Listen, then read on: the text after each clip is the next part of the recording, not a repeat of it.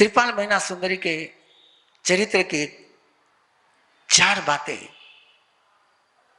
जो turning point की है। पहला टर्निंग पॉइंट है कि श्रीपाल के पिता की आयुष्य पूर्ण हो जाती है।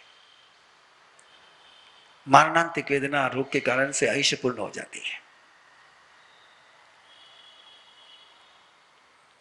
और श्रीपाल के काका है, लेकिन श्रीपाल की मां अपने देवर से बात नहीं करती है, अपने देवर को विश्वास में नहीं लेती है, वो मंत्री को विश्वास में लेती है। वो मंत्री पर विश्वास रखती है। वो मंत्री से कहती है कि श्रीपाल छोटा है, तुम उसको सिंहासन पर बैठा दो और सारा संचालन तुम करो। कहां से टिजड़ी शुरू होती है? जिस समय अपनों पर भरोसा करने के बजाय बाहर वाले पर भरोसा करोगे तो अपने तुम्हारे दुश्मन बन ही जाएंगे। और निश्चित रूप से श्रीपाल के मां का वो निर्णय प्रजा को भी सुहाया नहीं था, बहुत सारे राज कर्मचारी, राज पदाधिकारी को भी सुहाया नहीं था। और इसलिए श्रीपाल के काका एक कदम उठाते हैं, और वो कदम जब उठता है तो जिस पर विश्वास किया था, देखिए क्या होता है पराये आदमी का खेल। जिस पर दायित्व सौंपाता वो आकर के कहता है कि हमला होने वाला है और मैं तुम्हें बचा नहीं पाऊंगा। देखिए क्या स्थिति बनी। न केवल बचा ना पाऊंगा इतना कहता, वो कहता कि तुम भागो यहां से, श्रीपाल को लेकर के भागो तुम यहां से। यदि कहानी को और गहराई से देखोगे तो पता चलेगा आपको कि वो मंत्री रानी के साथ कोई सेना भी नहीं देता है, कोई सुरक्षा के प्रहरी भी नहीं देता है, केवल श्रीपाल और श्रीपाल की मां दौड़ती है, भागती है। ये पहला टर्निंग पॉइंट। और पहले टर्निंग पॉइंट का एक सूत्र है, कभी भी जीवन में आपत्ति आ जाए तो पहले अपनों पर भरोसा करना है, अपनों को गले लगाना है। पराये को तुम अपने घर में लोगे तो कभी घर का कल्याण ना हो पाएगा। और फिर काका श्रीपाल को मारने के लिए सेना पीछे दौड़ रही है। मैं केवल टर्निंग पॉइंट की चर्चा कर रहा हूं। और ऐसे समय में कुष्ठ रोगियों के बीच एक सुरक्षा मिलती है, जहां से कभी पनाह मिलने की उम्मीद नहीं थी, वहां से पनाह मिलती है। जहां से कभी शरण मिलने की संभावना नहीं थी, वहां से शरण मिलती है। सुरक्षा वे देते हैं जिन्होंने कभी सुरक्षा देने का सोचा नहीं होगा और मां ने कभी मांगने का सोचा नहीं होगा। लेकिन कुष्ठ रोगियों के साथ रहते रहते श्रीपाल को कुष्ठ रोग हो जाता है। सेकंड टर्निंग पॉइंट पर, और श्रीपाल को जब कुष्ठ रोग हो जाता है, मेरा किसी मातृत्व पर कोई ऑब्जेक्शन नहीं है, लेकिन पता नहीं वो उस मां, श्रीपाल की मां का हर टर्निंग पॉइंट पर कदम किसी और ही दिशा में जाता है। पहले एक अलग दिशा में गया, देवर को जिम्मेदारी सौंपने के बजाय मंत्री को जिम्मेदारी सौंपी। और दूसरा टर्निंग पॉइंट, दवा लेने के लिए जाना है तो श्रीपाल को साथ में लेकर जाती ना, लेकिन श्रीपाल को कुष्ठ रोगियों के बीच में छोड़ करके स्वयं दवा की खोज में गई। और कहानी तो इतना ही बताती है कि दवा लेकर के मां वापस आई नहीं, वो तो सीधी पीहर में पहुंच गई। कहां पहुंची वो तो खोजना पड़ेगा मुझे भी। पीहर में पहुंची, कहां पहुंची, लेकिन आई नहीं वापस।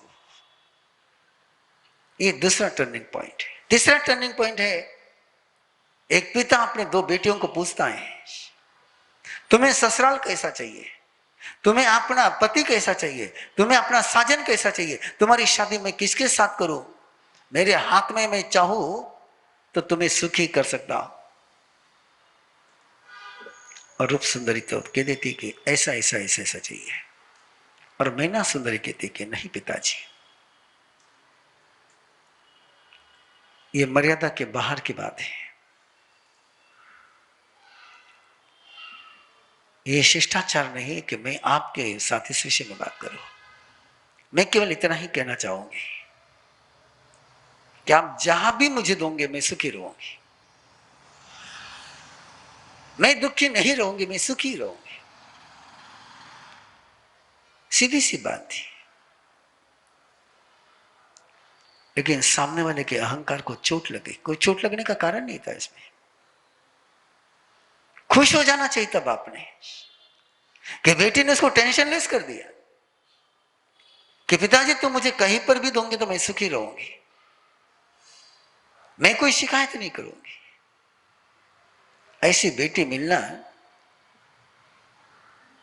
बाप को उस पर नाज होना चाहिए था, लेकिन जिस पर नाज होना चाहिए था उसी पर गुस्सा आया, और बेटी से कहता है कि तू मुझे बता तुझे कैसी सुखी चाहिए, मेरे हाथ में तुझे सुखी करना कि दुखी करना। और बेटी फिर कहती है कि पिताजी सुखी रहना मेरे हाथ में है। सिंपल बात थी, भगवान महावीर की बात थी, शाश्वत सत्य की बात थी। परिस्थितियां कुछ भी हो सकती, लेकिन सुखी रहना कि दुखी रहना मेरे हाथ में। और बात बढ़ती है और पिता एक ऐसा ऐसा निर्णय लेता है कि कोई दुश्मन भी नहीं कर पाए, कुष्ठ रोगी के साथ शादी करने का तय करता है। लेकिन मैना सुंदरी जाकर के पिता के साथ कोई समझौता नहीं करती है। मैना सुंदरी जाकर के पिता के पास गिड़गिड़ाती नहीं है कि पिताजी मेरे किसी शब्द से तुम्हारा दिल दुखा हो, दुखने के कारण से तुम ऐसा निर्णय कर रहे होंगे, तो मैं तुम्हारी क्षमा मांगती हूं, ऐसा मत करो। गिड़गिड़ाती नहीं है, लाचार बन करके रोती नहीं है। मां गिड़गिड़ाती है, प्रजा गिड़गिड़ाती है, राजा से सवाल पूछती है, लेकिन मैना सुंदरी कुछ नहीं बोलती। सी इज रेडी, ओके। और उसके चेहरे पर कोई भी शिकन नहीं है, कोई शिकवा नहीं, कोई गिलवा नहीं है, अंदर में कोई आर्त ध्यान नहीं है। वो तो उसको अपॉर्चुनिटी मान रही है कि मैंने जो शब्द बोले उनको एक चरम सीमा पर ले जाकर के सत्य करने का मौका मुझे मिला है। सौभाग्यशाली होते वो लोग जिनके अपने वचन सत्य करने का मौका जिनको जिंदगी में मिल जाता है, और शूर होते वे लोग, वीर होते वे लोग जो आपने बोले हुए शब्दों को सत्य करके बताते हैं। शादी हो जाती है, और मैना सुंदरी को कोई दुख नहीं है। शायद पिता के मन में गड़बड़ हो गई होगी, पूरी जनता के मन में गड़बड़ हुई होगी, लेकिन मैना सुंदरी के मन में कुछ नहीं। क्या वो प्रसंग है ना कि श्रीपाल मैना सुंदरी को कहता है कि तेरे पिता ने कैसे मेरे साथ शादी करी मुझे पता नहीं, लेकिन तू बहुत सुंदर है, तू मेरे साथ रहेगी तुझे भी कुष्ठ रोग हो जाएगा, तो तेरे योग्य किसी व्यक्ति के साथ चले जाए। और उस समय जरूर मैना सुंदर की आंखों में आंसू आते हैं कि नहीं, सूरज पश्चिम से उग सकता है, सब कुछ संभव है, लेकिन मैं तुम्हें नहीं छोड़ सकती हूं, मैं तुम्हारे साथ सुखी हूं, तुम ये मत बोलना। और ये निष्ठा, ये आस्था है, ये गली नहीं निकालने का रास्ता है, नो एक्सक्यूज। ये तीसरा पॉइंट है कि नो एक्सक्यूज। अपने पास तो एक्सक्यूज के डिक्शनरी होती है, एक्सक्यूज की बिल्कुल डिक्शनरी होती है। किसी भी बात से बाहर निकलना हो तो डिक्शनरी तैयार है, लेकिन मैना सुंदरी के पास एक्सक्यूज डिक्शनरी नहीं है। और दूसरे दिन प्रभात में संत मुनिराज के दर्शन होते हैं और मुनिराज की निगाहें पहचान देती है। अंतर्दृष्टि से देखते हैं और अंतर्दृष्टि से देख करके कहते हैं ये तो गुदड़ी का लाल है, तेरे हाथ तो कोहिनूर लगा है,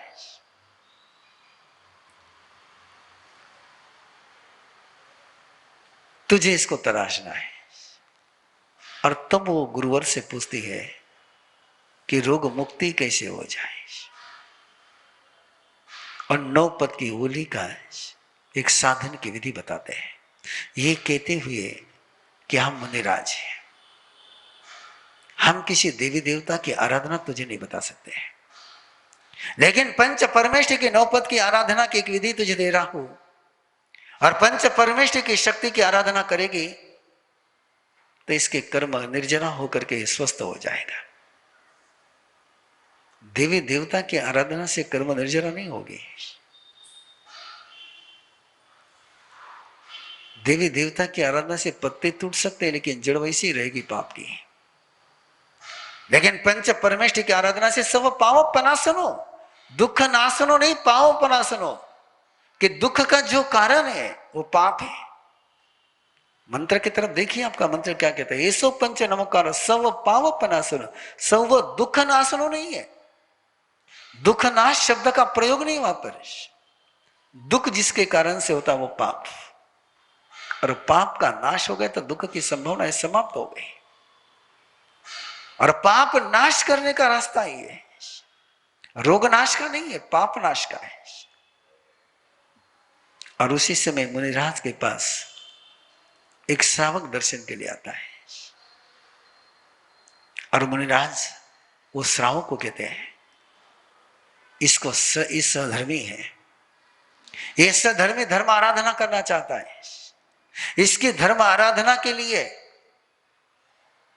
तुम इसको साधर्मिक वात्सल्य के साथ साधर्मिक की सेवा करोगे तो शासन की बहुत बड़ी प्रभावना होगी। कितने टर्निंग पॉइंट है, एक एक पेज पर इतने टर्निंग पॉइंट है कि ऐसे व्यक्ति को सेवा के लिए कहना है। और गुरु वचन पर विश्वास रखते हुए उस व्यक्ति ने कुष्ठ रोगी को सेवा समर्पित करना।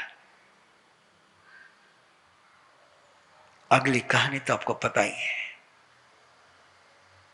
कैसी पहले दिन की आराधना में कैसी जख्म सूखने लगते हैं, दूसरे दिन की आराधना में कैसी खपली आ जाती है, तीसरे दिन की आराधना में कैसे खपली नीचे गिर जाती है, चौथे दिन की आराधना में कैसे जख्म भर जाती है, और 5वें दिन की आराधना में कैसे स्किन पूर्ववत होने लग जाती है, और 4 दिन की आराधना में कैसे पूरा स्वास्थ्य समृद्धि की ओर बढ़ता है। में आखिरी बहुत सारे टर्निंग पॉइंट है, और फिर वो टर्निंग पॉइंट भी आता है कि मामा का जवाई है, मामे ससुर राजा का जब मामा भांजा जवाई है। और वो शब्द सुनकर के श्रीपाल को उसके अंदर का वीरत्व जागृत होता है, पुरुषार्थ जागृत होता है, पराक्रम की भावना जागृत होती है। और पराक्रम कभी सहायता की अपेक्षा नहीं करता है, पराक्रम कभी सुविधा की उम्मीद नहीं करता है। और मैना सुंदरी श्रीपाल की बात को समझती है। बिल्कुल जिस पॉइंट की तरफ आपका ध्यान नहीं गया उस पॉइंट की तरफ जा रहा हूं। मैना सुंदरी विदा देते समय इतना ही पूछती है कि ना तो वापस लौट कर कब आओगे।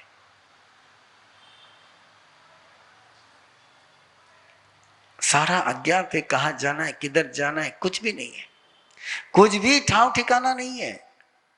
फिर भी श्रीपाल जिसने नमस्कार महामंत्र की आराधना से अपने जीवन को पावन बनाया है, वो एक पल के लिए आंख मूंदता है और कहता है मैना सुंदरी से, आज से 12 साल बाद इस तिथि को मैं लौट करके आऊंगा। क्या प्लानिंग है ना, क्या नियोजन है। यहां तो उजाले में तीर के निशाने चुक जाते हैं। और मैना सुंदरी एक ही बात कहती है कि नाथ, इस दिन तक मैं इंतजार करूंगी, और इस दिन आप नहीं आए तो दूसरे दिन मैं संन्यास ले लूंगी, दीक्षा ले लूंगी। और फिर चल पड़ता है श्रीपाद, कुछ नहीं साथ में,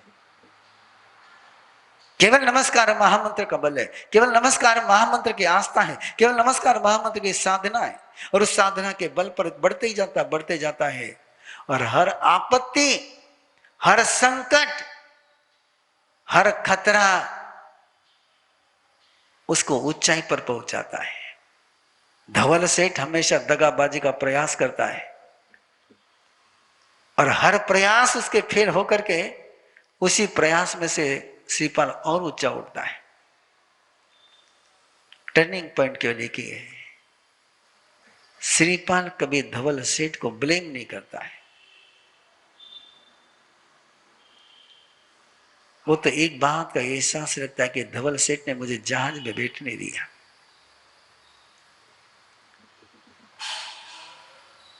और धवल सेठ के प्रति हमेशा कृतज्ञ रहता है।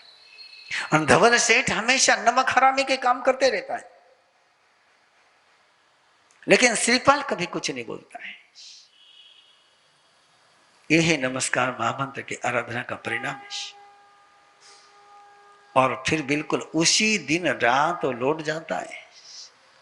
सारी लंबी 12 साल की यात्रा कर करके लौट आता है। यह है श्रीपाल मैना सुंदरी की एक समरी, बहुत प्यारी कथा है।